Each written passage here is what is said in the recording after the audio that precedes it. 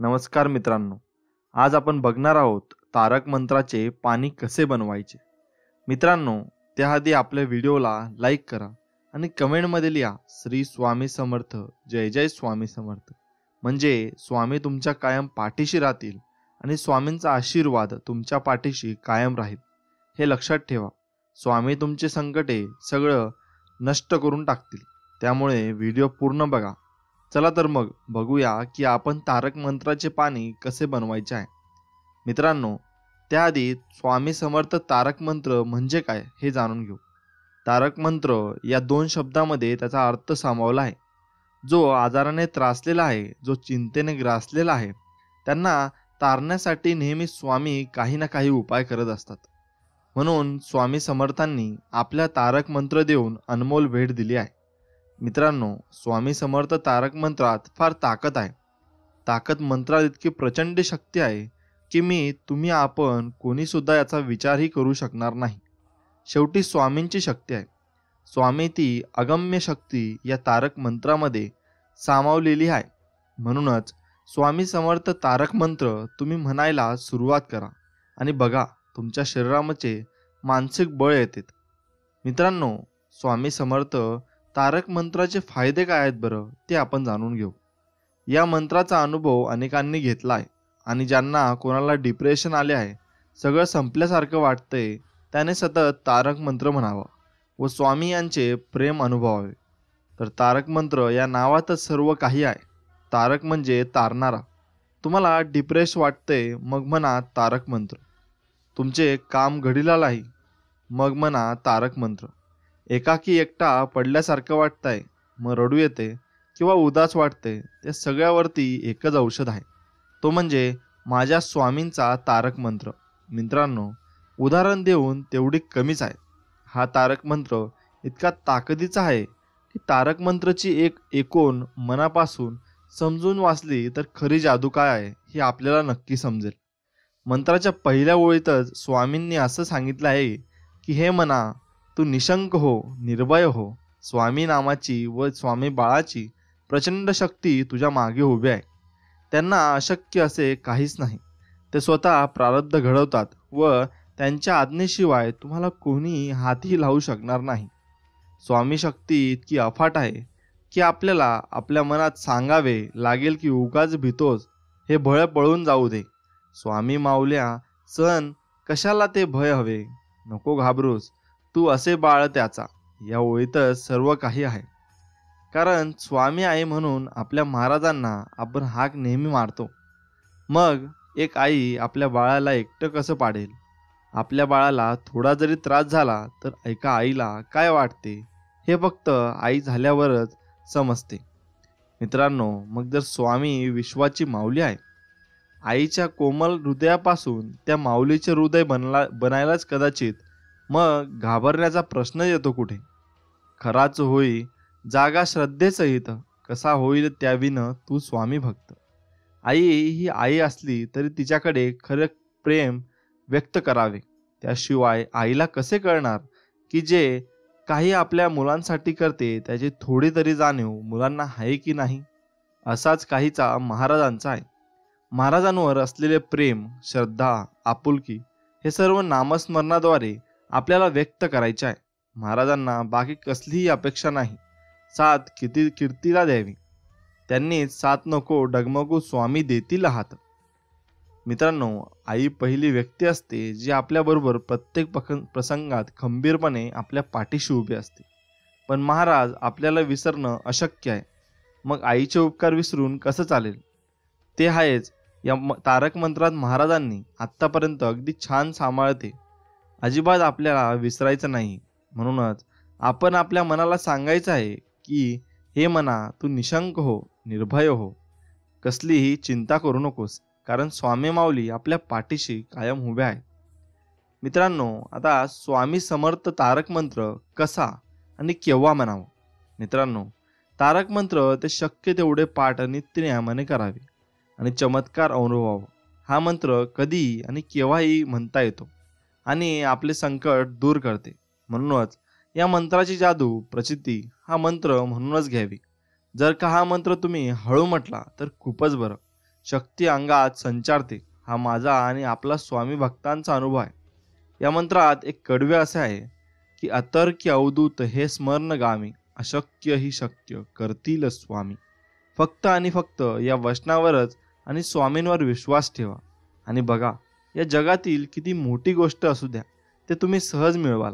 आणि नंतर तुमच्या आजूबाजूचे मित्र किंवा नातेवाईक तुम्हाला म्हणतील, अरे तो असे काय करतो आहे की तुझी प्रगती एकदम झपाट्याने होत आहे.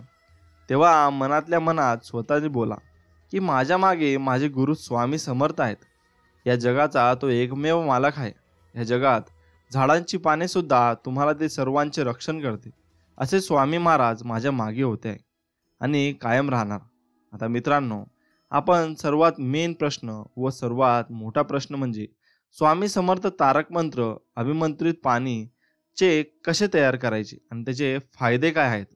तर मित्रांनो, आपण पहिले त्याचे फायदे जाणून घेऊ, मग जाणून घेऊ की ते तयार कसं करायचं.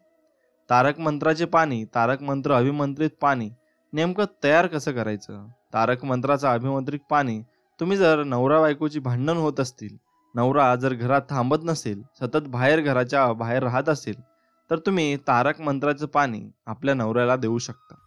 तुमचा मुलगा असो मुलगी असो, ती चिडचिड करत असेल, तर तुमचं ऐकत नसेल, अभ्यास करत नसेल, उद्धटपणे वागत असेल, उद्धटपणे बोलत असेल, तर तुम्ही त्या मुलामुलींनाही तारक मंत्राचे पाणी देऊ शकता. किंवा एखाद्या व्यक्तीला सतत बाहेरची नजर लागते, बाहेरची बाधा होते, किंवा ती स्पेसिफिक एखादी व्यक्ती अचानक चिडचिड करायला लागते, किंवा तुमचं मूल आहे, मुलगी आई सतत रडत आहे, किरकिर करत आहे, अशांना सुद्धा तुम्ही तारक मंत्राचं पाणी देऊ शकता. याने तारक मंत्राच्या पाण्याने 100% 21 दिवसांच्या आत ज्यालाही पाणी देता त्यांच्यामध्ये 100% फरक पडेल. जर व्यसन करत असेल, दारू पित असेल किंवा गुटखा वगैरे खात असेल, तर त्यांना ही तुम्ही तारक मंत्राचे पाणी कणिक देऊ शकता. आणि किंवा तुम्ही स्वतःच्या जरी असाल, तर तुमचा व्यसन सोडायचं असेल, तर तुम्ही स्वतःही तारक मंत्राचं पाणी तयार करून ते पाणी पिऊ शकता. आणि 21 दिवसांच्या आत तुम्ही चमत्कार बघा की तुम्ही ज्या गोष्टी तारक मंत्राचे पाणी पित आहात, ती गोष्ट तुमची 99% 21 दिवसांच्या आत सुटलेली असेल. तर चला मग बघूया तारक मंत्राचे पाणी तयार कसं करायचं. तारक मंत्र अभिमंत्रित पाणी कसे बनवावे. त्यासाठी आपल्याला लागेल एक ग्लास भरून पाणी. ग्लास कोणताही घेऊ शकता, काचेचाही घेऊ शकता, स्टीलचाही घेऊ शकता. कोणताही ग्लासमध्ये पाणी घ्यायचं आणि आपला उजवा हात आहे तो आपल्याला त्या ग्लासवर ठेवायचा आणि 11 वेळेस आपल्याला तारक मंत्र म्हणायचा आहे. तुम्ही 11 वेळेस तारक मंत्र म्हणायचा आहे. ग्लासवर हात ठेवू शकता. तुम्ही कशासाठी करत आहात, हे पाणी कशासाठी अभिमंत्रित करतात. जसे की तुम्हाला व्यसन सोडायचे आहे, दारू पिणे सोडायचं आहे, तर जेव्हा तारक मंत्र तुम्ही म्हणत आहात तेव्हा, किंवा जेव्हा तारक मंत्र मोबाईलवर सुरू आहे, तेव्हा तुमच्या डोक्यामध्ये इंटेन्शन हवा की मी कशासाठी हे करत आहे. तारक मंत्र उपाय असतात, सर्व तोडगे असतात. एक अशावर काम करता जे सर्व इंटेन्शनवर काम करतात. जेव्हा आपण त्या उपायामध्ये तोडग्यामध्ये इंटेन्शन टाकू, तेवढा जास्त तो उपाय आपला कमी होतो आणि तेवढा जास्त त्या उपायाचा आपल्याला रिझल्ट भेटतो. त्यामुळे नेहमी उपाय करत असताना आपण कशासाठी करत आहोत हे इंटेन्शन 100% तो डोक्यामध्ये व तोंडामध्ये उपाय म्हणणे टाकणं महत्त्वाचं असतं. त्यामुळे याच्यावर आपण जेव्हा धरत आहोत, तेव्हा आपला स्वामींवर पूर्ण विश्वास असायला हवा की अभिमंत्रित पाणी पिल्यानंतर माझ्यामध्ये, माझ्या मुलामध्ये, किंवा तुम्ही ज्याच्यासाठी हे पाणी तयार करत आहात त्याच्यामध्ये 100% फरक पडणार आहे. आणि हे जादू अभिमंत्रित पाणी आहे. हे पाणी या चमत्कार दाखवणार आहे. पूर्ण श्रद्धेने तुम्हाला ते पाणी तयार करायचे आहे. आता आपल्याला हातात ठेवायचं आहे. आपल्या डोक्यामध्ये इंटेन्शन ठेवायचं आहे की कशासाठी करता आणि तारक मंत्र 11 वेळेस म्हणायचा आहे. हे निश्चित होईल. पण निर्णय हो एवढाच, प्रचंड स्वामीबळ पाठीशी नित्य आहे. मित्रांनो, स्मर्तगामी अशक्य ही शक्य करतील स्वामी. जिथे स्वामी चरण तिथे न्यूनक आहे, सोये भक्त प्रारब्ध घडवी ही माया. असा आपल्याला पूर्ण तारक मंत्र 11 वेळेस म्हणायचा आहे. समोर आपल्याला अगरबत्ती लावलेली आहे, देवघरासमोर आहे आणि देवघरामध्ये दिवाही लावा. त्यावेळेस आपल्याला हे करायचं आहे. तुम्हाला जर रिझल्ट हवा असेल तर लवकरात लवकर समोरच्या व्यक्तीमध्ये बदल हवा वाटत असेल तर दिवसातून 2 वेळा तुम्ही अमृत पाणी बनवू शकता आणि आपल्या नवऱ्या व मुलीला व मुलाला किंवा कोणालाही देऊ शकता. तुम्ही ती व्यक्ती जर स्पेशल असं पाणी पित नसेल तुम्ही दिले तर त्या व्यक्तीसाठी तुम्ही एखादी स्पेशल भाजी किंवा भात किंवा वरण बनवा, त्या व्यक्तीला पुरवा आणि त्यामध्ये त्या पाण्याचा वापर करा. त्या पाण्याच्या बॉटलमध्ये पाणी मिक्स करून ठेवा. जर तुमच्या घरामध्ये सर्वांमध्ये भांडण कलह असेल, एकमेकांबद्दल प्रेम राहिलेला नाही राहिले असतील तर तुम्ही असे करू शकता. एकमेकांबद्दल आदर राहिलेला नसेल तर तुम्ही एक मोठा तांब्यामध्ये पाणी घ्या. वर हात ठेवून तुम्ही 11 वेळेस तारक मंत्र म्हणा आणि आपल्या घरातला जो मार्ग आहे किंवा जो हंडा आहे ज्यात आपण सर्व परिवार पाणी पिणार आहोत, त्या पाण्यामध्ये हे तांब्यावर पाणी मिक्स करा आणि 21 दिवस कंटिन्यू तुम्ही सर्वांनी हे पाणी प्या आणि 21 दिवसामध्ये चमत्कार बघाल की तुमच्या घरातले भांडण तट्टे हे 99% कमी झालेले आहे. आणि हा उपाय आपल्याला कंटिन्यू 21 दिवस 2 वेळा करायचा आहे. म्हणून आता तुम्ही स्वामी समर्थांचा तारक मंत्र कसा म्हणाल ते आपण एकदा बघूया. निशंक होई रे मना, निर्भय होई रे मना, प्रचंड स्वामी बळ पाठीशी रे, अतर्क्य अवधूत हे स्मरणगामी, अशक्य ही शक्य करतील स्वामी. जिथे स्वामी चरण तिथे न्यून काय, स्वयभक्त प्रारब्ध घडवी ही माय. आगेवीन काळही नाने त्याला, परलोकी ना भीती तयाला, अशक्य ही शक्य करतील स्वामी. उगाची भीतोशी भय हे पळू दे, जवळी उभा स्वामी शक्ती कळू दे. जगी जन्म मृत्यू असे खेळ ज्याचा, नको घाबरू तू असे बाळ त्याचा. अशक्य ही शक्य करतील स्वामी. खरा होई जागा श्रद्धे सहित, कसा होई त्यावीन तू स्वामी भक्त. आठव किती दातील त्यांनीच साथ, नको डगमगू स्वामी देतील हात. अशक्य ही शक्य करतील स्वामी. विभूती नमन मनाम ध्यानादि तीर्थ, स्वामीच या पंचप्राणात. हे तीर्थ घेई आठवी रे प्रचिती, न सोडवी तया जया स्वामी घेती हाती. अशक्य ही शक्य करतील स्वामी. अशक्य ही शक्य करतील स्वामी. असा स्वामींचा तारक मंत्र तुम्ही 11 वेळेस म्हणायचा आहे आणि ही विधी तुम्ही दिवसातून 2 वेळा करायची आहे. बघा 21 दिवसानंतर तुम्हाला नक्कीच चमत्कार दिसेल. मित्रांनो, स्वामी समर्थ तारक मंत्राचे भरपूर अर्थ निघतात, म्हणून भरपूर लोकांनी भरपूर अर्थ सांगितले आहेत. त्यामधलाच आपण मनात कसलाही संशय किंवा कसलीही भीती बाळगायची नाही, कारण स्वामींचा प्रचंड पाठबळ, स्वामींची प्रचंड ताकद आपल्या सोबत आहे. अतर्क्य म्हणजे तर्काच्या पलीकडे. स्वामी हे कुठल्याही तर्काच्या पलीकडे आहे. तर्क म्हणजे लॉजिक. ज्या प्रकारे स्वामींच्या अनुभूती भक्तांना आलेल्या आहेत त्यांना कुठलंही लॉजिक किंवा तर्क तुम्ही लावू शकत नाही. अवधूत आणि अध्यात्मातील सर्वोच्च स्थिती आहे. त्यामुळे स्वामींना अवधूत असं म्हटलं आहे. स्मरणगामी म्हणजे तुम्ही मनापासून वर स्वामींना हाक मारली तर ते लगेच आपल्या भक्तांच्या मदतीला धावून येतात. ज्या ठिकाणी स्वामींचे पवित्र वास्तव आहे अशा ठिकाणी कुठल्याच गोष्टीची कमतरता भासत नाही. स्वामी स्वतःच भक्तांचे भाग्य लिहितात.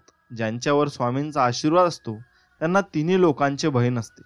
स्वामींच्या आज्ञेशिवाय काळही आपल्याला नेऊ शकत नाही. कितीही मोठे संकट आले तरी घाबरून जायचे, खचायचे नाही, तर आलेल्या संकटांना सामोरे जायचे, त्यांचा सामना करायचा. स्वामींची शक्ती आणि पाठबळ हे कायम आपल्या सोबती आहे. अक्कलकोटमधील वास्तव्यामध्ये अनेक भक्तांना स्वामींनी मोठ्या मोठ्या आजारांतून, अगदी मृत्यूच्या दारातून वाचवले आहे. जन्म मृत्यू हा स्वामींच्या हातातला खेळ आहे. त्यामुळे अजिबात घाबरू नका. तुम्ही स्वामींना त्यांच्या मुलासारखे आहात.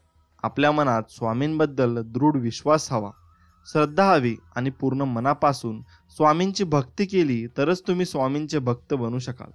आपण आयुष्यात अनेक संकटांना, वाईट काळाला सामोरे जातो. अशा वेळी आपण भक्तिभावाने स्वामींचा धावा करतो आणि स्वामी सुद्धा त्यावेळी आपल्याला मदतीला धावून येतात. या सर्व गोष्टीचा विसर पडू देऊ नका. आपल्या आयुष्यात आपल्याला आलेले स्वामींचे अनुभव, स्वामींची प्रचिती या गोष्टी आठवा त्यामुळे घाबरू नका. पुढेही स्वामी तुम्हाला सदैव साथ देतील. विभूती नमन नाम ध्याना आदी तीर्थ यांना पंचामृताची उपमा दिली आहे. विभूती म्हणजे भस्म. आपल्या या दत्त संप्रदायात विभूतीला अनन्यसाधारण महत्त्व दिले आहे. नमन नाम म्हणजे स्वामींचे नामस्मरण आणि हे देवापर्यंत पोहोचण्याचा मार्ग म्हणजे ध्यान. तीर्थाने सर्व काही पवित्र होऊन जाते. विभूती नमन नाम ध्यानार्थ तीर्थ या पाचही गोष्टींमध्ये स्वामी आहेत असे या ठिकाणी सांगितले आहे. तारक मंत्राचा जप करताना आपण जे पवित्र तीर्थ प्राशन करण्यासाठी ठेवतो ते तीर्थ पूर्ण मनोभावे स्वामींचे नामस्मरण करून प्राशन करावे. एखादा तुम्ही स्वामींची भक्ती करायला लागतात की जरी तुम्ही स्वामींना सोडायचं म्हटलं तरी स्वामी तुम्हाला सोडत नाही. म्हणजे स्वामी तुमचं आयुष्य योग्य मार्गी लावतात आणि आयुष्याचं कल्याण करतात. मित्रांनो, तारक मंत्र हा कधी म्हणायचा असतो?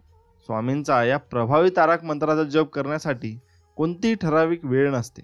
अगदी कधीही कुठेही तुम्ही हा तारक मंत्र म्हणू शकता. आपण ज्याप्रमाणे स्वामींचे नामस्मरण करतो त्याच पद्धतीने हा तारक मंत्र तुम्ही म्हणू शकता. तारक मंत्र कसा म्हणायचा? तारक मंत्र म्हणताना स्वामींचा फोटो समोर एका पाण्याने भरलेल्या ग्लासला ठेवावा. तारक मंत्र एकदम स्पष्ट उच्चारामध्ये आणि प्रत्येक ओळीचा अर्थ समजून घेऊन भक्तिभावाने म्हणावा. तारक मंत्र म्हणून झाल्यानंतर त्या ग्लासातील पाणी प्राशन करावे, कारण त्या पाण्यात तारक मंत्राची शक्ती आलेली असते. यामुळे हे पाणी प्राशन केल्याने तुम्ही तुमच्या आयुष्यातील सर्व अडचणी दूर होतात. तुम्ही या मंत्राचे कितीही वेळा नामस्मरण करू शकता, जसे की 1 वेळा, 11 वेळा, 21 वेळा किंवा 108 वेळा. स्वामी समर्थ तारक मंत्राचे फायदे. स्वामी समर्थ तारक मंत्र अत्यंत प्रभावी आणि प्रचलित मानला जातो. असे मानले जाते की जो व्यक्ती स्वामी समर्थ मंत्राच्या भक्तिभावाने आणि श्रद्धेने जप करतो त्याच्या मनातील सर्व इच्छा पूर्ण होतात. स्वामी समर्थ तारक मंत्राचा जप केल्याने अशक्य कामेही शक्य होतात. असे मानले जाते की स्वामी समर्थ तारक मंत्रामध्ये इतकी शक्ती असते की जो व्यक्ती या मंत्राचा जप करतो तो नकारात्मक ऊर्जेपासून दूर जाऊन सकारात्मक विचार करू लागतो. तारक मंत्राचे वाचन केल्यामुळे घरात सुख शांती नांदते. हा मंत्र मनुष्याला सर्व प्रकारच्या चिंतांपासून मुक्त करतो आणि मानवी मनाचे ओझे हलके करतो. तुमच्या जीवनात कोणत्याही प्रकारची समस्या असेल, कोणतीही समस्या सुटत नसेल, तुम्हाला कोणतेही कार्य सहजपणे पूर्ण करायचे असेल किंवा तुम्हाला जीवनात यश मिळवायचे असेल तर स्वामी समर्थांच्या तारक मंत्राचा जप करावा. श्री स्वामी समर्थ तारक मंत्रामध्ये खूप ताकद आहे. कधी कोणत्या गोष्टीची भीती वाटत असेल तर या मंत्राचा जप करावा किंवा हा मंत्र ऐकावा. याने स्वामी सोबत असल्याची जाणीव होते आणि मनातली भीती नाहीशी होते. मित्रांनो, एक कथा आहे. एकदा एक माणूस मरतानाही खूप यातना भोगत होता. त्याला पाहण्यासाठी खूप लोक जमली होती. तेव्हा तेथून एक संत जात होते. लोकांनी त्या संतांना विचारलं, या पीडिताला मुक्ती मिळवण्यासाठी एखादा उपाय सांगा जेणेकरून त्याचा शांततेत मृत्यू होईल. संतांनी सांगितलं, जर स्वर्गातील माती आणली तर तो या यातनेतून मुक्त होईल. सगळे थक्क झाले आणि स्वर्गातून माती कोण आणेल? संतांचा ऐकून एक निरागस छोटा मुलगा धावत धावत गेला आणि एक मुठ्ठी भरून माती घेऊन परत आला आणि म्हणाला की हे घ्या स्वर्गातली माती. या मातीने यांना टिळा लावा. एका माणसाने त्या मुलाच्या हातातील माती घेतली आणि यातना भोगत असलेल्या त्या माणसाला टिळा लावला. टिळा लावता आणि तो माणूस यातना मुक्त झाला आणि त्याचा मृत्यू झाला. सर्वांनी हे पाहिलं आणि सर्व चकित झाले. त्या संतांनी त्या लहान मुलाला विचारलं, बाळा, तू ही माती कुठून आणली? पृथ्वीवर कुठे स्वर्ग आहे की काही क्षणातच तू ती माती आणली? लहान मुलाने सांगितलं, आमच्या शिक्षकांनी सांगितलं होतं. आईचा आशीर्वाद आणि तिच्या पावलांमध्ये जे स्वर्ग आहे ते इतर कुठेही नाही.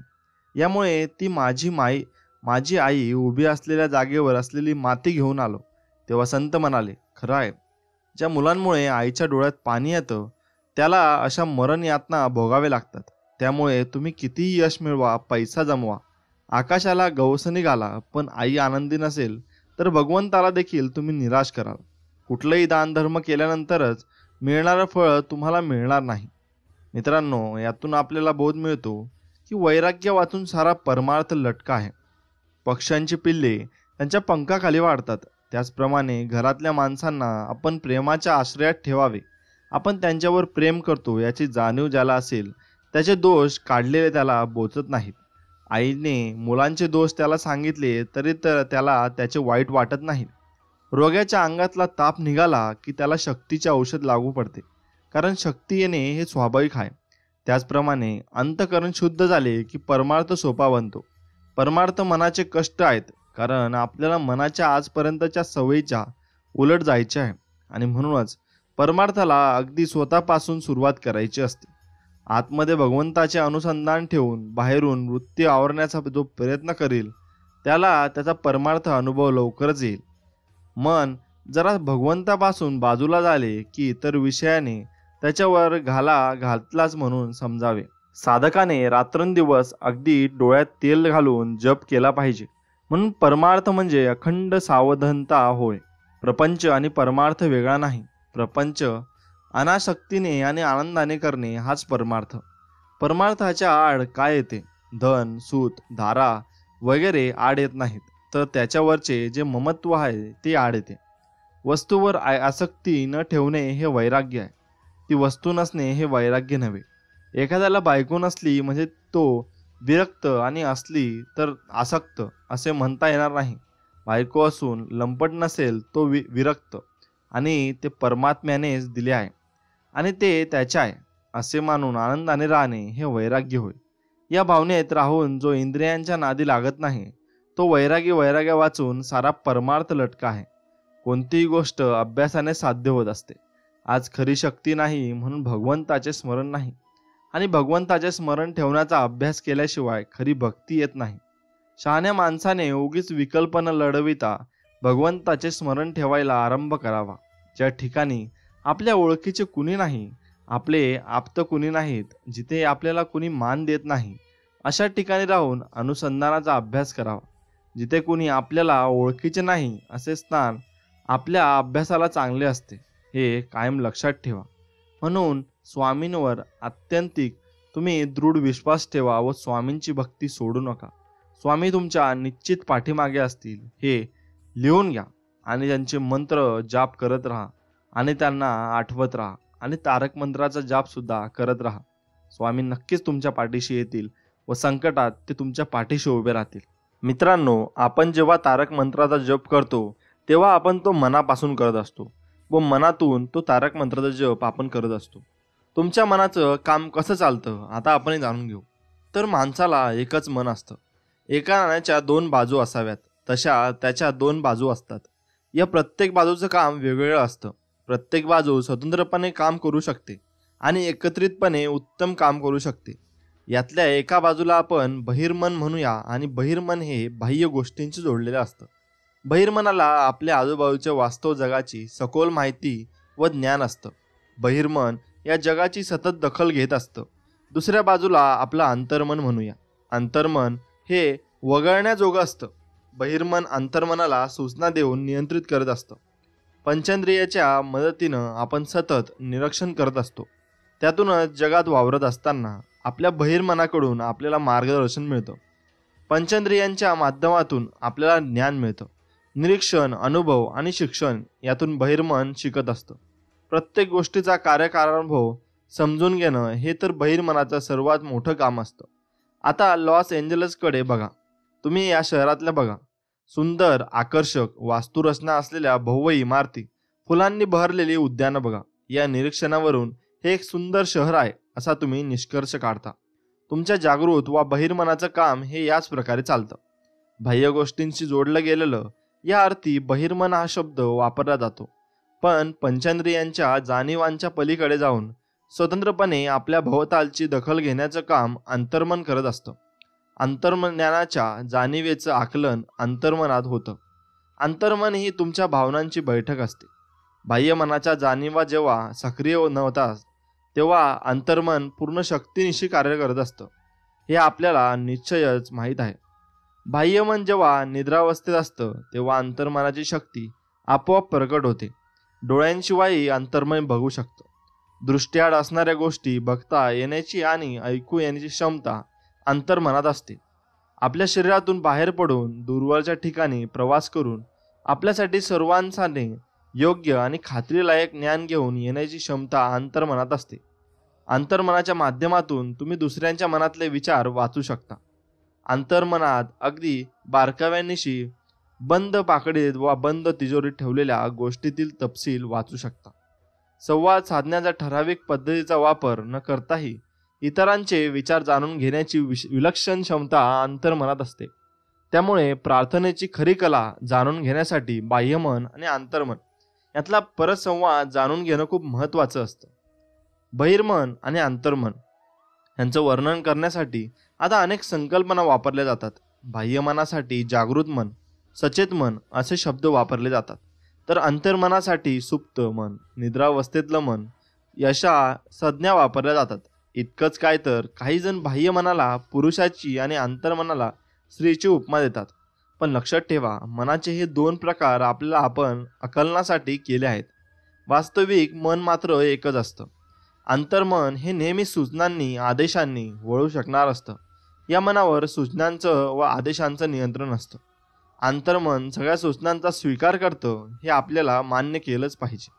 हे मन तुमच्या सगळ्या इच्छा मानतं, तुमच्याशी मुळीच बोलायचाही करत नाही. तुमच्याबाबत घडणाऱ्या सगळ्या गोष्टी या तुमच्या अंतर्मनावर जे विचार बिंबवले गेलेले असतात त्यामुळे घडत असतात. अंतर्मन तुमच्या धारणा आणि समजुती यांचा नेहमी स्वीकार करणारं असतं. अंतर्मन हे मातीप्रमाणे असतं. माती जशी तिच्या पेरल्या गेलेल्या कोणत्याही बीजाचा स्वीकार करते, मग ते बीज चांगले असो वा वाईट, तसंच या मनाचं असतं. त्यामुळे हे लक्षात ठेवा, जी गोष्ट तुम्हाला खरी वाटेल व तुम्ही ती स्वीकारून त्यावर विश्वास ठेवाल, ती गोष्ट तुमचं अंतर्मनही स्वीकारेल आणि अनुभव वा प्रसंग म्हणून तुमच्या जीवनात परत आणेल. भावनांच्या माध्यमातून कल्पना आपल्या अंतर्मनापर्यंत पोहोचता असतात. यासाठी आपण एक उदाहरण बघूया. मित्रांनो, बाह्यमन हे कुशल कप्तानाप्रमाणे असतो. जहाजावरील प्रमुख कप्तान जहाजाला दिशा देत असतो, त्याचवेळी इंजिन रूम मधील लोकांना सूचना देत असतो. इंजिन रूम मधल्या लोकांना आपण कुठे चाललो आहोत हे माहिती नसतं. ते फक्त मिळालेल्या आज्ञेचं पालन करत असतात. होकायंत्र, दिग्दर्शक आणि इतर साधकांवर आधारित माहितीच्या आधारे मुख्य कप्तान काही सूचना देत असतो. पण त्यानं जर चुकीच्या सूचना दिल्या तर इंजिन रूम मधील माणसं जहाज खडकावर सुद्धा नेऊ शकतात. इंजिन रूम मधले लोक कप्तानाच्या आज्ञेचं पालन करतात, कारण तो त्यांचा प्रमुख असतो, नेता असतो. कप्तानाच्या पाठीमागे ते त्याला काही बोलत नाही, ते केवळ कप्तानाच्या आज्ञेचं पालन करतात. जहाजाचा कप्तान हा जहाजाचा सर्व असतो, त्याचा आज्ञा पाळायच्या असतात. त्याचप्रमाणे तुमचं बाह्यमन हे तुमच्या शरीररूपी जहाजाचा कप्तान असतं. तुमचं शरीर आणि तुमच्या सगळ्या कृती हे जहाजाचं प्रतीक आहे. ज्या सूचना आणि ज्या समजुती खऱ्या आहेत असं तुम्ही मानता, त्यावर आधारित आज्ञा स्वीकारण्याचं काम तुमचं अंतर्मन करतं. म्हणून तुम्ही जर मनातून मानलं की स्वामी समर्थ माझ्या पाठीशी आहेत, तर ते नक्कीच तुमच्या पाठीशी असणार हे तुमचं अंतर्मन देखील मान्य करेल. आणखी एक सोपं उदाहरण पाहूया. तुम्ही जेव्हा वारंवार अशा लोकांना सांगता की मला मशरूम आवडत नाही, त्यावेळी जेव्हा तुम्ही तुमच्यासमोर मशरूम वाढले जातात आणि तुम्ही ते खाता, तेव्हा तुम्हाला ते पचत नाही. याचं कारण माझ्या बॉसला मशरूम आवडत नाही हे तुमचं अंतर्मन तुम्हाला सांगतं. एखादी स्त्री जेव्हा असं म्हणते की कॉफी प्यायली की मला मध्यरात्री 3 वाजता जाग येते, त्यावेळी तिनं रात्री कॉफी प्यायली की तिचं अंतर्मन तिला जागं करतं. माझ्या बॉसला तुला रात्री जागच ठेवायचं आहे असं जणू अंतर्मन सांगत असतं. प्राचीन रूपकथांमध्ये हृदयालाच अंतर्मन म्हटलं आहे. अंतःकरण म्हणजे अंतर्मन हे इजिप्शियनांना ठाऊक होतं, पण त्यांनी त्याला तसं नाव दिलं नव्हतं. चालीस आणि बॅबिलियासीने पण त्याला वेगवेगळी नावं दिली होती. तुम्ही स्वतःला अंतर्मनाला एखाद्या गोष्टीनं भारावून टाकू शकता आणि अंतर्मनावर ज्या गोष्टीचा पगडा असतो ती गोष्ट म्हणजे ते मन प्रकट करतं. कोणतीही खरी भासणारी किंवा भारावून टाकणारी कल्पना तुमच्या अंतर्मन स्वीकारेल. एक उदाहरण बघूया. तुम्हाला जर लवकर बरं वाटायला हवं असेल तर तुम्ही काय करावं? तुम्ही शांत व्हा, सहजपणे श्वास घ्या, चित्त एकाग्र करा, तुमच्या अंतर्मनातल्या बरं करण्याचा क्षमतेचा विचार करा आणि तुमच्या शरीरातला दुखावलेला अवयव बरा होत असल्याचं सांगत स्वतःला निश्चित करा. हे सगळं करत असताना तुमच्या अंतर्करणात कोणत्याही प्रकारचा कडवटपणा असता कामा नये. तुम्ही प्रत्येकाला क्षमा करायलाच हवी. ही बरं करण्याची क्रिया तुम्ही दिवसातून 3-4 वेळा परत करू शकता. लक्षात ठेवा, तुमचं अंतर्मन तुमच्या शरीराला घडवू शकतं आणि बरंही करू शकतं. आपल्या शरीराच्या दुखत असलेल्या भागाची लोक सतत काळजी घेत असतात, पण त्यानंतर 10-15 मिनिटांनी अरे देवा, अजून दुखते, मला कधी बरं वाटणार नाही, मी कधीच यातून बरा होणार नाही, असलं काहीतरी म्हणायला लागतात. हा मानसिक दृष्टिकोन वा अशा प्रकारची नकारात्मक विधानं आधीच्या सगळ्या सकारात्मक बाबी दूर लोटतात. जर सर्जननं शस्त्रक्रिया करून तुमचं अपेंडिक्स काढलं आणि लगेचच काही मिनिटात आता आज काय चाललंय हे पाहण्यासाठी पुन्हा पोट फाडलं, तर ते तुमच्या जीवावर बेतेल. त्याचप्रमाणे नकारात्मक विचारांनी तुमचा घात होईल व तुम्ही तुमची बरं होण्याची मानसिक शक्तीही गमावून बसाल. ज्याप्रमाणे माणसानं विजेचा वापर विविध प्रकारे करायचा असतो, हे ज्ञान प्राप्त केलं, वीज वाहक व वीज विरोधक क्षमतेच्या ज्ञानाचाही उपयोग केला, त्याचप्रमाणे आपल्या सगळ्यांच्या आत असलेल्या अंतर्मनाचा वापर कसा करायचा हे आपण जाणून घ्यायला हवे. आपल्यामध्ये असलेलं प्रचंड सामर्थ्य आणि अलौकिक बुद्धिमत्ता यांच्याविषयी व त्यांच्या वापराविषयी आपण नक्कीच शिकून घेतलं पाहिजे. अनेकांनी आता अंतर्मनाचं खरं महत्त्व जाणून घ्यायला सुरुवात केली आहे. अनेक जण आपल्या व्यवसायात यशप्राप्तीसाठी आणि पदोन्नतीसाठी त्यांचा वापर करत आहेत. एडिसन, फोर्ड, मार्कोनी, आइन्स्टाईन आणि अशा अनेकांनी आपल्या अंतर्मनाचा उपयोग करून घेतला आहे. त्यामुळे त्यांना वेगळी दृष्टी मिळाली. विज्ञान, उद्योग, कला या क्षेत्रात असामान्य कर्तृत्व ते गाजवू शकले. अंतर्मनाच्या सामर्थ्याला कृतीत रूपांतरित करण्याची क्षमता ही सगळ्या महान वैज्ञानिकांच्या आणि संशोधकांच्या यशाचं रहस्य असल्याचं सिद्ध झालं आहे. तुमच्यामध्ये प्रचंड निराशा यापासूनही तुमची संपूर्णपणे सुटका होऊ शकते. तुमच्यामध्ये दडलेल्या अमर्यादित ऊर्जेचा तुम्ही शोध घेऊ शकता. त्यातून तुम्हाला ऊर्जा मिळते आणि तुमच्या शरीराच्या सगळ्या भागांना चालना मिळते. यावर विश्वास ठेवा आणि स्वामींवर पण कायम विश्वास ठेवा. जर तुम्ही स्वामींवर विश्वास ठेवला तर ते तुमची कामं 100% पार पाडतील व तुमच्या पाठीमागे जरूर उभे राहतील. लेखक अल्बर्ट हबर्सनचं उदाहरण बघा. तो जेव्हा एकदाच एकदम निवांत असायचा, बागेत काम करत असायचा किंवा चालायला गेलेला असायचा, त्यावेळी त्याला सर्वाधिक महत्त्वाच्या कल्पना सुचायच्या असं त्यानं सांगितलं आहे. कारण त्यावेळी त्याचं अंतर्मन शांत निवांत असायचं. अशा वेळी माणसाची खरी प्रतिमा समोर येते. जागृत मन जेव्हा पूर्णपणे शांत असतं तेव्हा अनेकदा दैवी वाटतील अशा प्रेरणादायी गोष्टी घडून येतात. अनेकदा असं होतं की आपण रात्रीच्या वेळी एखाद्या समस्येचं उत्तर शोधत असतो, त्यावर विचार करत बसलेला असतो. जेव्हा तो प्रश्न तुम्ही स्वतःच्या अंतर्मनाकडे पोहोचवता तेव्हा सकाळी तुम्हाला त्या प्रश्नाचं उत्तर मिळालेलं असतं. नाईट ब्रिंग्स काउन्सिल्स, रात्रीमध्ये उत्तर दडलेले असतात. या जुन्या वाक्यप्रचाराचा हाच अर्थ आहे. तुमच्या दर सकाळी 7 वाजता उठायचं असेल तर तुम्ही तशी सूचना तुमच्या अंतर्मनाला दिलीत तर अंतर्मन बरोबर 7 वाजता तुम्हाला उठवेल. आई आपल्याला आजारी मुलाची काळजी घेत असेल आणि तिला झोप लागली, तरी बाळाचा ताप वाढला, तो रडला किंवा त्याला औषध द्यायची वेळ आली तर मला जागा कर अशी सूचना तिनं स्वतःच्या अंतर्मनाला दिलेली असते. त्यामुळं तिला जाग येतेच. तिकडं बाहेर वादळ सुरू असलं तरी कदाचित आईला जाग येणार नाही, पण जेव्हा तिचं बाळ रडतं तेव्हा तिला लगेच जाग येते. अंतर्मनाचं काम हे असं साधं सोपं असतं. मित्रांनो, एक लक्षात घ्या, आपले अंतर्मन असेच काम करत असते. आजकाल मानसिक उपचारांबाबतीत जगभरात उत्सुकता निर्माण होत आहे. माणसाला बरं करण्याचं सामर्थ्य, क्षमता आपल्या अंतर्मनात वसलेली आहे. माणसं आता हळूहळू त्याबाबत जागरूक व्हायला लागले आहेत. मानसिक आरोग्याविषयी काम करणाऱ्या विविध संस्थांसाठीच हे सुपरिचित तत्व आहे. बरं करण्याच्या उपचार प्रणालीचं एक वैश्विक तत्व आहे. अंतर्मनाद्वारे आजार बरा करण्याची पद्धत म्हणजे विश्वास. त्यामुळेच पॅरासेल्समन आणि महान सत्य सांगून ठेवले की तुम्ही एखाद्या गोष्टीवर विश्वास ठेवता. आता यामागे तुमचा हेतू चांगला असो का वाईट, तुमच्यावर त्या विश्वासाचा परिणाम नक्कीच होतो. जपान, भारत, युरोप आणि अमेरिका खंड यांसारख्या जगभरातल्या विविध ठिकाणाच्या पवित्र प्रार्थना स्थळावर उपचार केले जातात. हे खरं आहे. या सगळीकडच्या उपचार पद्धतींमध्ये मोठ्या प्रमाणात तफावत आहे. अर्थात आमच्या उपचारांनी निसंशय बरं वाटतं असं साऱ्यांचं म्हणणं आहे. साहजिकच विचारांती हे लक्षात येतं की या सगळ्यांमध्ये काहीतरी सामायिक तत्व असलं पाहिजे. भौगोलिक ठिकाण कोणतंही असो, उपचार पद्धती कोणतीही असो, त्या सगळ्या उपचार प्रक्रियेचं एक मूलतत्व आहे आणि ते म्हणजे विश्वास. तुमच्या मनाची दुहेरी अवस्था असते. हे पहिल्यांदा लक्षात घ्या. अंतर्मन हे सतत त्याला मिळणाऱ्या सूचनांबरोबर हुकूम काम करत असतं. पुढे जाऊन सांगायचं झालं तर आपल्या शरीराच्या जाणीवा, कार्य, परिस्थिती या सगळ्यांवर अंतर्मनाचं संपूर्ण नियंत्रण असतं. वाचकांना हे नक्की माहीत असेल की संमोहनकरण केवळ सूचनांद्वारा व्यक्तीमध्ये कोणत्याही आजाराची लक्षण निर्माण करता येतात.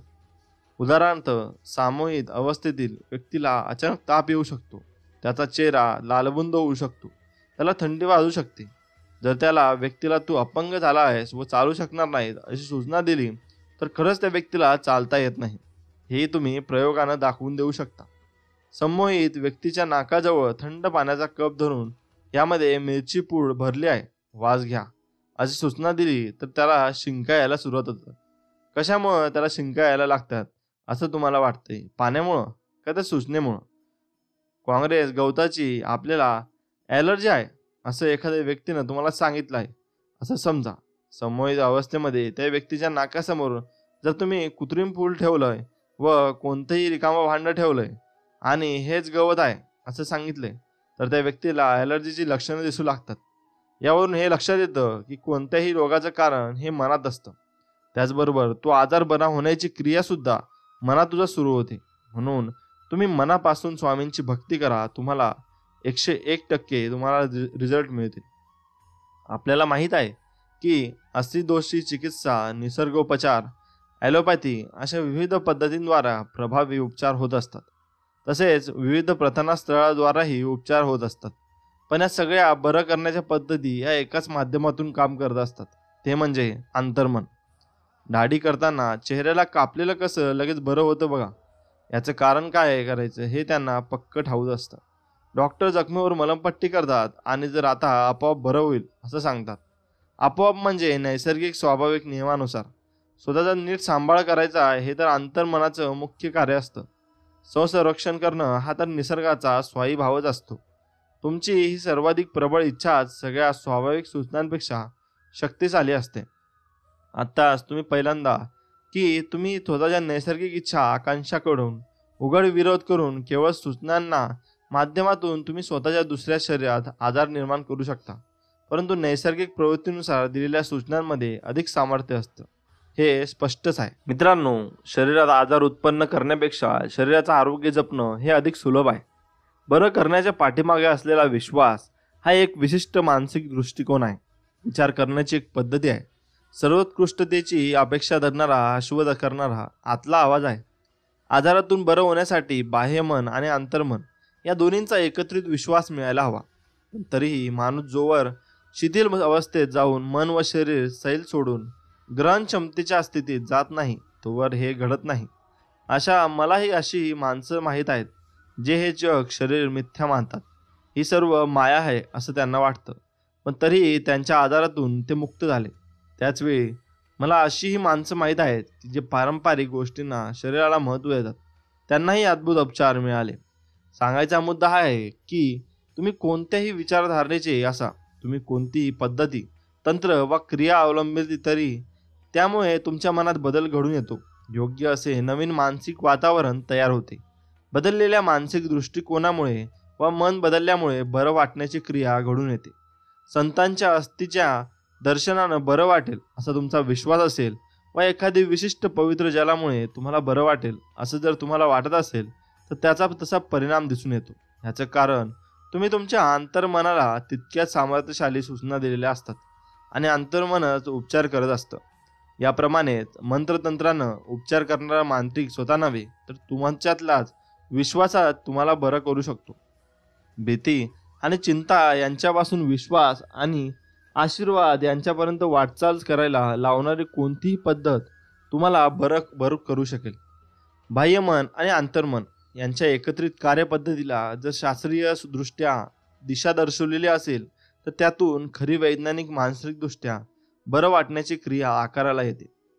एखादा मनुष्य स्वतःच्या शरीराचं अस्तित्व नाकारत असेल आणि समजा त्याच्या हातावर जखमेचं व्रण उठला असेल तरी त्याचा घाव भरून येतो, त्याला बरं वाटतं. हे सगळं तुम्हाला कदाचित हास्यास्पद वाटेल, पण मग प्रश्न असा उभा राहतो की जेव्हा एखादी व्यक्ती माझ्या बुद्धीला पटत नाही असं म्हणतं, अशा विधानांना विरोध करते, तेव्हा त्या व्यक्तीला कसं काय बरं वाटतं? अंतर्मन कसं काम करतं हे जेव्हा तुम्हाला ठाऊक असतं तेव्हा याचं कारण खूप स्वाभाविक असल्याचं कळतं. एखाद्या व्यक्तीला त्याचं मन आणि शरीर तणावरहित हलकं करायला सांगितलं, शांत, निष्क्रिय, ग्रहणक्षम अवस्थेत जायला सांगितलं, तर त्याच्या बाह्य जगाच्या जाणीवा हळूहळू कमी होऊन जातात. अशी व्यक्ती निद्रावस्थेत असताना अंतर्मन सूचना ऐकून घेण्यासाठी सर्वात सक्षम असतं. अशा वेळी वैद्याला आरोग्यदायी शब्दाची पेरणी त्याच्या अंतर्मनात करता येऊ शकते. त्यावेळी रुग्णाला संपूर्ण आराम अनुभवता येतो आणि त्याला पूर्णपणे बरं वाटतं. बरं करण्याच्या क्षमतेवर शंका घेणाऱ्या विरोधी सूचना रुग्णांकडून येऊ शकतात, पण वैद्य त्याला दाद देत नाही. आरामाच्या निद्रेच्या अवस्थेत बाह्य मनाचा होणारा विरोध हा सर्वात कमी असतो, त्यामुळे परिणामही चांगले दिसून येतो. आमच्या उपचार पद्धतीने गुण येतो असं म्हणणारे खूप लोक असतात, पण या प्रकरणात स्पष्ट केल्याप्रमाणे हे खरं नाही. तुम्हाला माहीत आहे की अनेक प्रकारांनी उपचार करता येतात. मेस्मर आणि इतर लोक म्हणायचे की एक खास चुंबकीय द्रव प्रवाहित करून ते लोकांना बरं करत असत, पण त्यावर काही लोकांनी सांगितलं की हे सगळं खोटं आहे. मनाला दिलेल्या सूचनांमुळे गुण आला आहे. मानसोपचारतज्ञ, मानसशास्त्रज्ञ, अस्थिरोगतज्ञ, डॉक्टर आणि सर्व प्रार्थनास्थळ असे सगळे समूह अंतर्मनात वास करणाऱ्या बरं करणाऱ्या एकाच वैश्विक सामर्थ्याचा उपयोग करतात. यापैकी प्रत्येक समूह कदाचित आमच्या उपचार पद्धतीमुळेच बरं वाटलं असा दावा करू शकतात. बरं वाटण्याची ही संपूर्ण प्रक्रिया म्हणजे एक विशिष्ट सकारात्मक मानसिक दृष्टिकोन असतो. आतला आवाज असतो ज्याला विश्वास म्हणतात. तो विचार करण्याची पद्धती असते. अंतर्मनाची बरं करण्याची क्षमता असते. ठाम विश्वासानं उपचार केला असेल तर त्यातून अंतर्मनाला सामर्थ्यशाली सूचना मिळते आणि नक्की बरं वाटतं. एक व्यक्ती ज्या सामर्थ्याचा शक्तीचा वापर उपचार करताना करते, त्याच शक्तीचा वापर दुसरी ही व्यक्ती करेल असं नाही. दुसरी व्यक्ती दुसऱ्या प्रकारच्या शक्तीचा वापर करत असेल, पण बरं करण्याची क्रिया ही एकच असते आणि ती म्हणजे विश्वास. आणि बरं करण्याची एकमेव शक्ती म्हणजे तुमचं अंतर्मन. तुम्हाला पसंत असलेली कोणतीही पद्धत वा तंत्र निवडा, तुम्हाला नक्की चांगला परिणाम दिसून येईल. असा जर तुम्हाला विश्वास वाटत असेल तर तुम्ही निश्चित राहू शकता.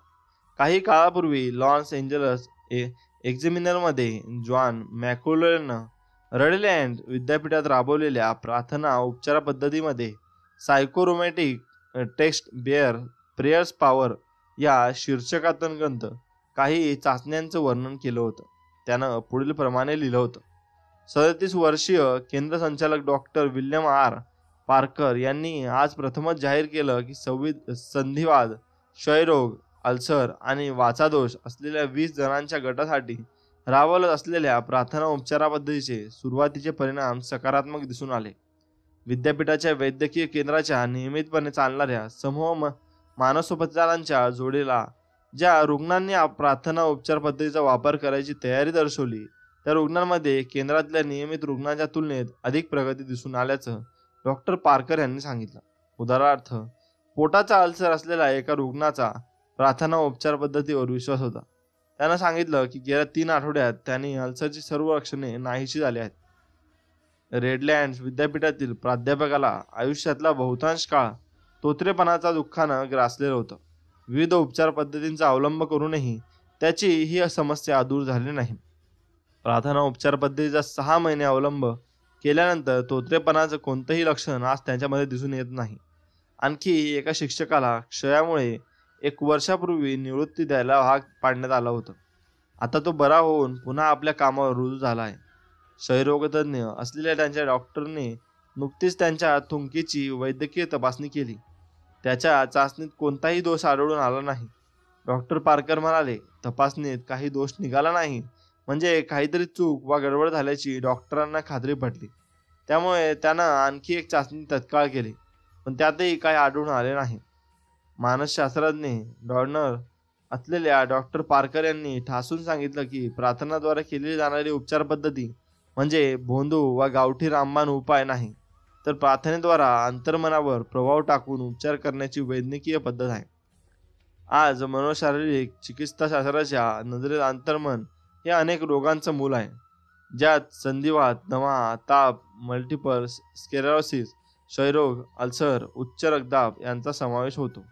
म्हणून लक्षात ठेवा मित्रांनो की तुम्ही अंतर्मनापासून स्वामींची भक्ती केली पाहिजे, ती त्यांच्यापर्यंत नक्कीच पोहोचते, हे लक्षात ठेवा. डॉक्टर पारकर यांच्या मतानुसार प्रार्थनेची उपचार पद्धती हा अंतर्मनात निर्माण झालेल्या या विकारांच्या मूळ कारणावर हल्ला करण्याचा प्रयत्न आहे.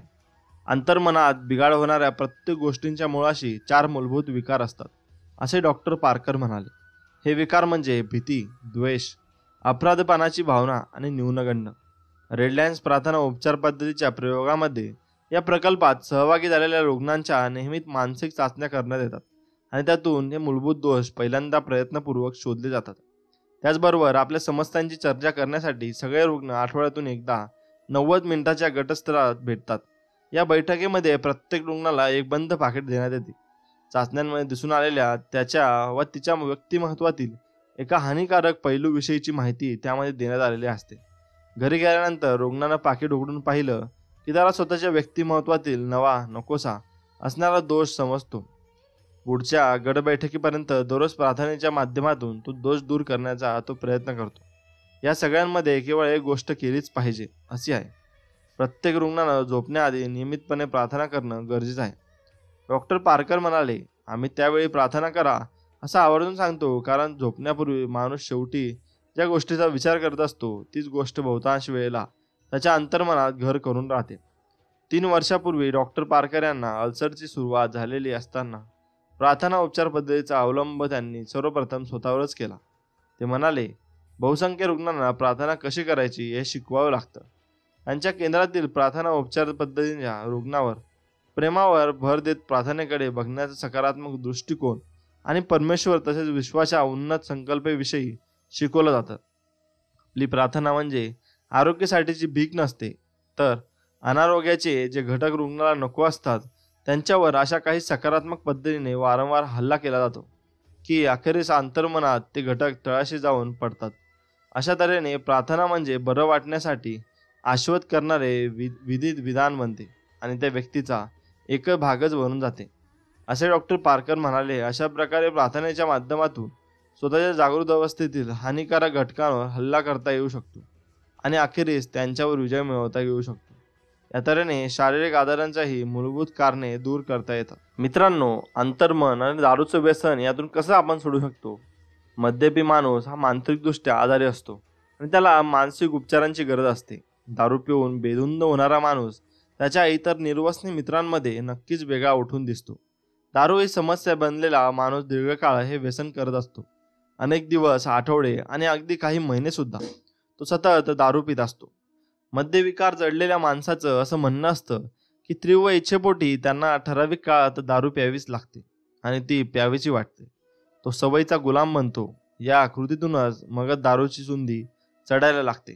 ही गोष्ट इतकी वारंवार व्हायला लागते की या सवयीचा, या जीवन पद्धतीचा पगडाच त्याच्या अंतर्मनावर उमटतो. मद्यपी माणूस हा आधीपासूनच दारूच्या तल्लीफिल्ली शरण गेलेला असतो. त्यामुळे आपण परत परत या सवयीच्या आहारी जाणार अशी भीतीच त्याच्या मनात बसलेली असते.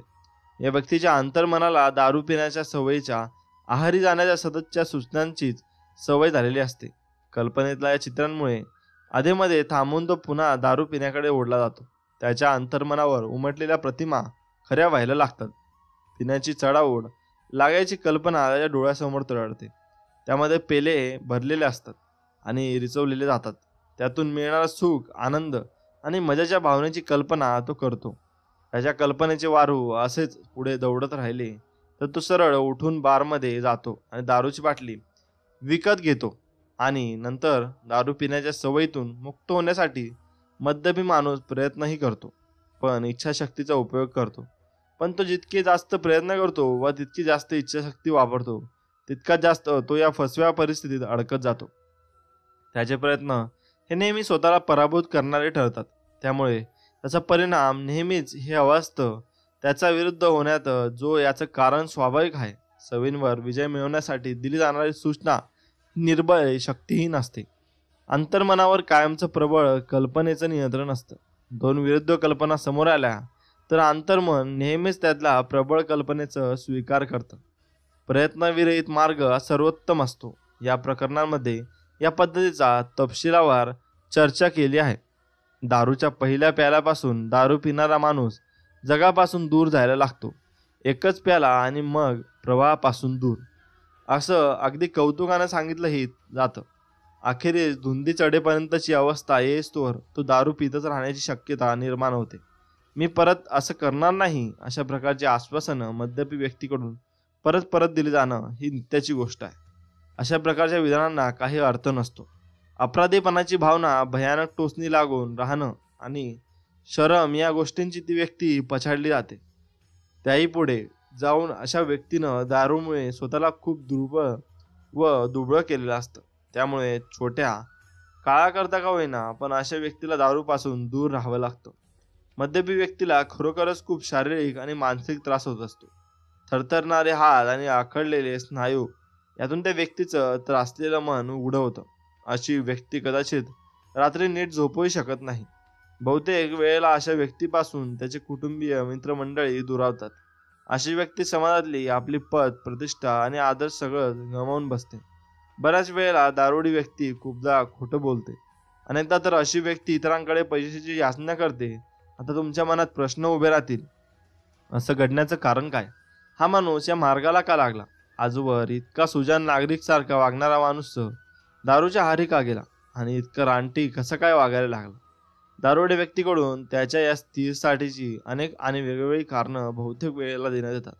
इथं काही नेहमीची कारणं दिलेली आहेत. न्यूनगंडाची भावना, आपण नको असल्याची भावना, भीती, असुरक्षितता, काम व्यवसायाबद्दल अपुरेपण, अज्ञात भीती, जीवनविषयीची भीती, जबाबदारी स्वीकारायला नकार आणि अशी आणखी इतर बरीच कारणे असतात. अशी तथाकथित कारणांची मोठी यादी तुम्हाला मिळू शकेल. कालांतरानं आणखी कारणं मिळतील. यावर विचार करा. तुम्ही जर मद्यपी असाल तर तसं होण्यासाठी आजवर किती महिने आणि किती पैसे तुम्ही खर्च केले? कदाचित वर्षभराचा कालावधी असेल तर एक बऱ्यापैकी रक्कम खर्च केली असेल. त्या जोडीला तुमच्या शरीराला पक्के दारुडे बनवण्यासाठी बरेच प्रयत्न केले असतील. दारू पिण्यासाठी जेव्हा तुम्ही काहीतरी कारण शोधता आणि त्याला अगदी गोंडस नाव देता, जसं की नाकारल्याची भावना वगैरे, तेव्हा ते दूर करण्यासाठी तुम्ही काय करता? तुम्ही मद्यपही बनण्याचं खरं कारण म्हणजे मी तुम्हाला सांगितलं तर ते तुम्ही शांतपणे पचवू शकणार नाही. विचारीपणे वागण्याचा, मनाची शांती टिकवण्याचा आणि सर्वसाधारण व्यक्तिमत्व आयुष्य जगण्याचा एक मार्ग असतो. मी जे सांगेन ते कदाचित तुम्ही गोंधळात असलेल्या तुमच्या जीवन पद्धतीच्या विरुद्ध असेल. तुमच्या दारू पिण्याचं कारण तुम्ही स्वतः आहात.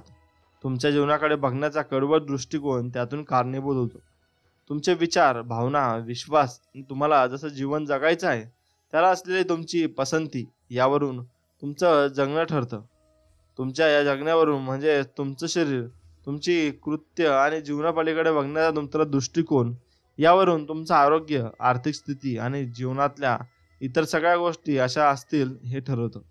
आणि तुमच्या नेहमीच्या विचारसरणीत तुमचा मानसिक दृष्टिकोन सामावलेला असतो.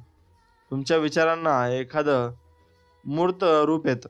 तुमचे विचार एखाद्या ठिकाणी केंद्रित होतात. आयुष्य, लोक आणि इतर सगळ्या मनात गोंधळात बसलेल्या अशा त्यातून भावनांची निर्मिती होते.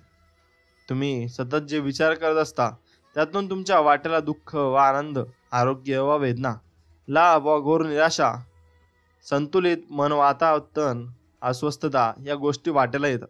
तुमचे विचारच तुम्हाला एकत्र मद्यपी बनवतात आणि तुमच्या मनाला शांत बसवतात. मित्रांनो, अंतर्मन हे आपल्या बुद्धिमत्तेचा आणि सामर्थ्याचा स्रोत असतो.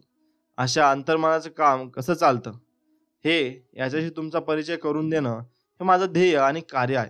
तुमच्यासाठीच हे सर्वाधिक शक्तिशाली मानसिक यंत्र आहे. तुमच्या विचारांमधून अंतर्मनावर ज्या गोष्टी बिंबवल्या जातात त्याच गोष्टी प्रकट होतात.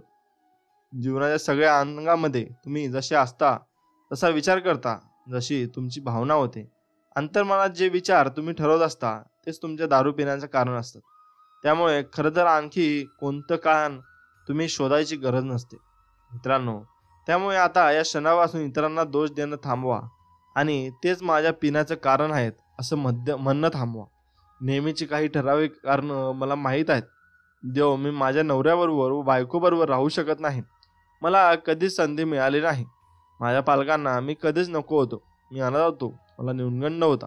मी माझी सगळी संपत्ती गमावली. मी लहान असतानाच माझं सगळं कुटुंब गेलं.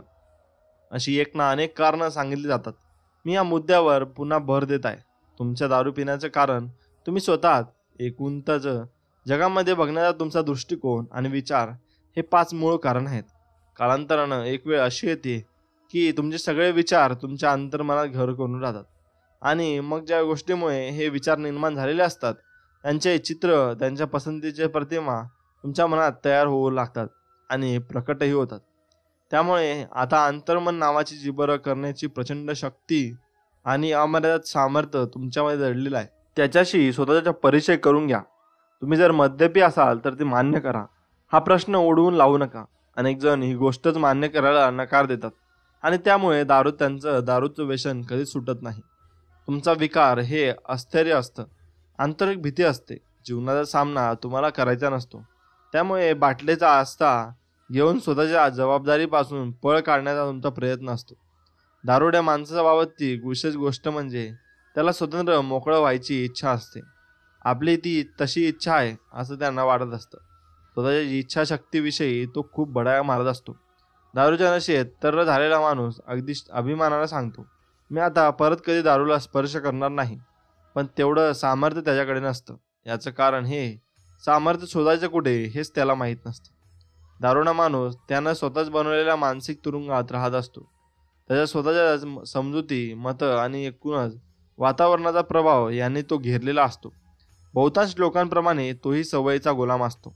त्याचं एका सरधोपट मार्गानं आपली प्रतिक्रिया द्यायची यासाठी जणू तो बांधील असतो.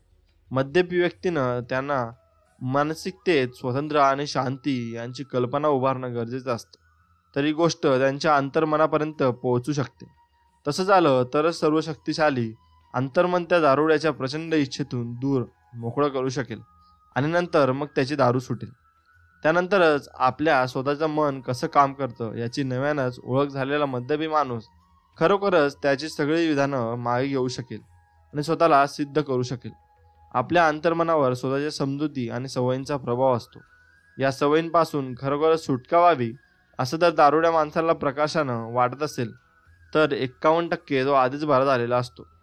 ती सवय तशी सुरू राहावी यासाठी त्यापासून सुटका व्हावी असं जर त्याला अधिक प्रमाणात वाटत असेल तर दारूपासून संपूर्ण सुटका मिळवताना त्याला खूप त्रास होणार आहे. मद्यपी व्यक्तीला आपल्या मनात पुन्हा नव्यानं उभरावं लागतंच. हे करण्याचे काही मार्ग आणि पद्धती आहेत. जेव्हा तुम्ही चांगल्या गोष्टीचा विचार करता तेव्हा चांगल्या गोष्टी घडतात आणि जेव्हा तुम्ही वाईटाचा विचार करता तेव्हा तसंच घडतं. मनाच्या नियमाची ही साधी सरळ उदाहरणं आहेत. एखादा माणूस जर सतत त्याचं दुःखाचं गोंधळ बसला तर सगळीकडे त्याचं खिन्न करणारे अनुभवच मिळतील. पण त्या उलट आपल्या व्यवसायाच्या भरभराटीचं स्वप्न त्यानं पाहिली, चांगला विचार केला तर त्याचा व्यवसायाचाही उत्कर्ष होईल. मनाच्या या नियमांच्या शक्यता जाणून घेण्यासाठी मनात नव्याने प्रेरणादायी जाणीवा, नव्या समजुती वसायला हव्यात. जो कोणता विचार आपण स्वतःच्या मनावर ठसवू तोच विचार ती जाणीव विस्तारते हे मद्यपी मानू शकतो.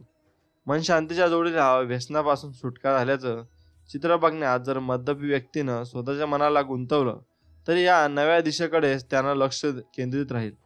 स्वातंत्र्य आणि शांती या संकल्पना रुजवणारे विचार आणि भावना त्याच्या मनात येतील.